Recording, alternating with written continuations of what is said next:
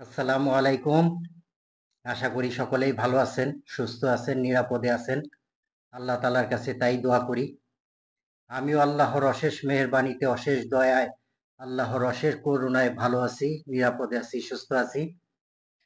তো আজকে আপনাদেরকে একটা কথা বলবো, সেটা হচ্ছে আমরা যারা ফেসবুক বা ইউটিউবে কন্টেন্ট তৈরি করতে চাই বা কন্টেন্ট লিখতে চাই, গল্প বলতে চাই, স্টোরি টেলিং করতে চাই, তাদের সবার আগে একটা প্রয়োজন পড়ে স্টুডিও স্টুডিও সেট আপ, যেটা সবার সব সময় হয়ে ওঠে না, সব জায়গায় হয়ে ওঠে না, এবং জায়গা স্বল্পতার জন্য আমরা স্টুডিও সেট আপ করতে পারি না।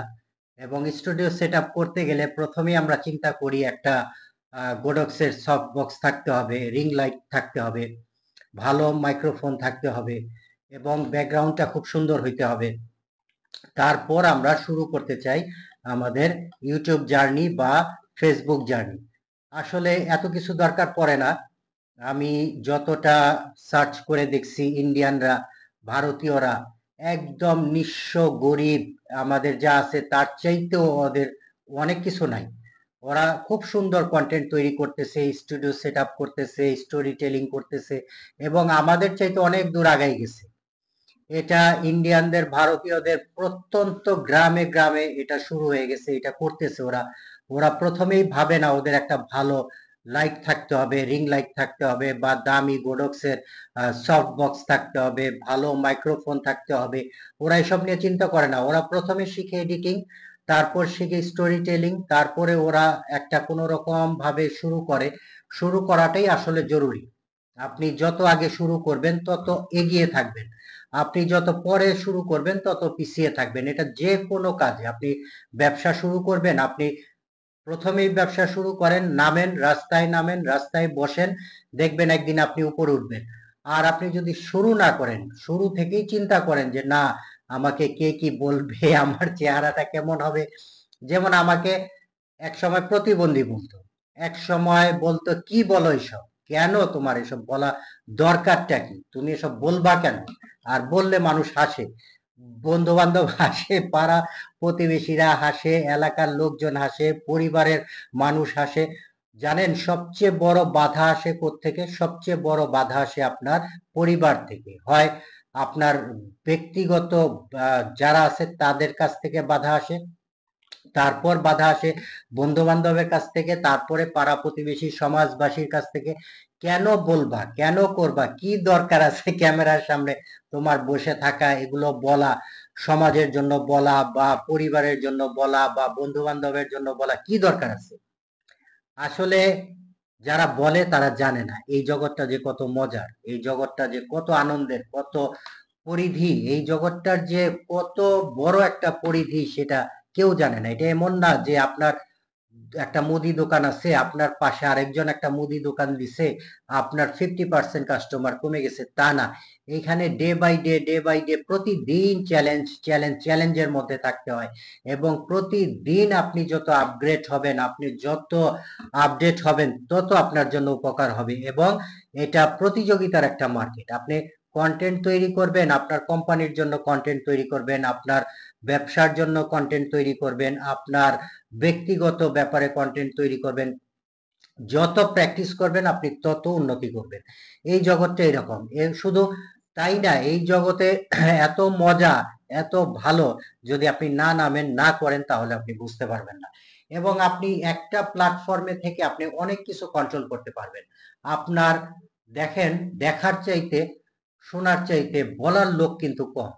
আমরা যারা বলি, আমরা যারা বলতে চাই, তাদের সংখ্যা কিন্তু কম, অনেক কম।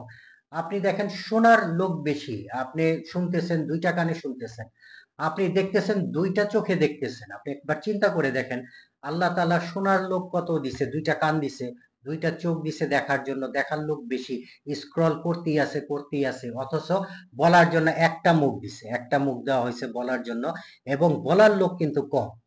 আপনার সমাজে অনেক অসঙ্গতি আছে, অনেক সমস্যা আছে, কেউ বলবে না। আবার অনেক ভালো কাজ আছে, অনেকেই ভালো কাজ করতেছে, কেউ বলবে না।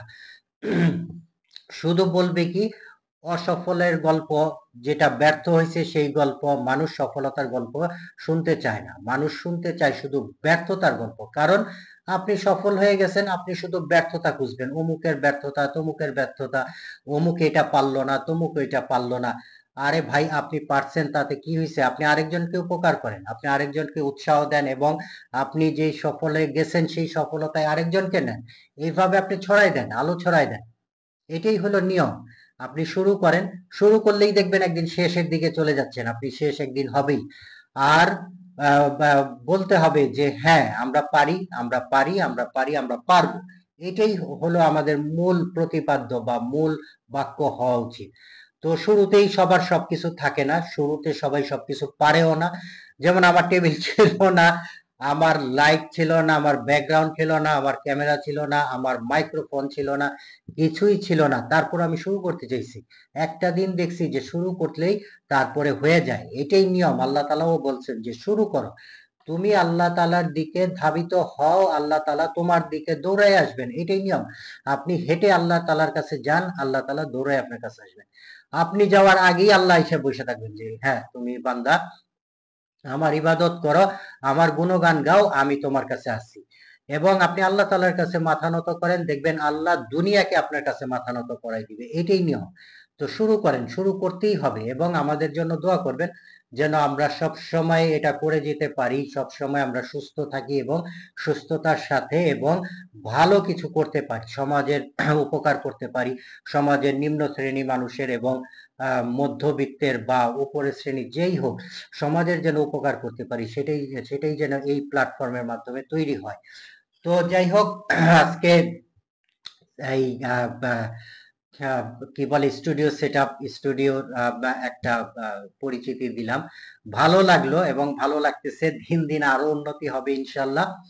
যাই হোক, দোয়া করবেন সবাই, ভালো থাকবেন সবাই, সবাই সুস্থ থাকেন, এই দোয়া করি। আল্লাহ তাআলা আপনাদের সকলকে ভালো রাখুক, সুস্থ রাখুক, সুন্দর রাখুক। এবং রমজান শেষ হয়ে যাচ্ছে, রমজানের শেষের দিকে চলে যাচ্ছি আমরা। তারপর আমাদের ঈদ আসবে। রমজান শুধু না খেয়ে থাকা বা ঈদের জন্য যা কেনাকাটা বা ঈদের জন্য, ঈদ কেন্দ্রিক কিন্তু রমজান না। রমজান একটা ভিন্ন জিনিস, আর ঈদ একটা ভিন্ন জিনিস। রমজান হলো 29টা বা 30টা, আর আপনার ঈদ হলো একটা, একটা দিনই ঈদ, রোজার ঈদ। এবং রোজা কিন্তু 30টা বা 29টা। অতএব রোজার তাৎপর্য, রোজার গুরুত্ব আর ঈদের গুরুত্ব কিন্তু এক না। অতএব আমরা যেন রোজা রাখি, আমরা যেন ঈদের জন্য রোজা না রাখি, আমরা যেন না খেয়ে থাকার জন্য রোজা না রাখি। আমাদের জিহ্বার রোজা করতে হবে, আমাদের চোখের রোজা করতে হবে, আমাদের কানের রোজা করতে হবে, আমাদের সব কিছুর মধ্যে রোজা আনতে হবে। ব্যবসায়ীদের মধ্যে রোজা আনতে হবে। কাপড়ের ব্যবসায়ী বলেন, স্যান্ডেলের ব্যবসায়ী বলেন, জুতার ব্যবসায়ী বলেন, খাবারের ব্যবসায়ী বলেন, যাই বলেন, সকলকেই রোজা রাখতে হবে। রোজা কিন্তু একজনের জন্য না বা ঈদের জন্য না। এবং আমরা যেন সংযত হতে পারি, ধৈর্যশীল হতে পারি, সংযমী হতে পারি, এই দোয়া করবেন আমাদের জন্য। আমরাও দোয়া করি। সকলেই ভালো থাকেন, সুস্থ থাকেন। আসসালামু আলাইকুম ওয়া রাহমাতুল্লাহি ওয়া বারাকাতুহু।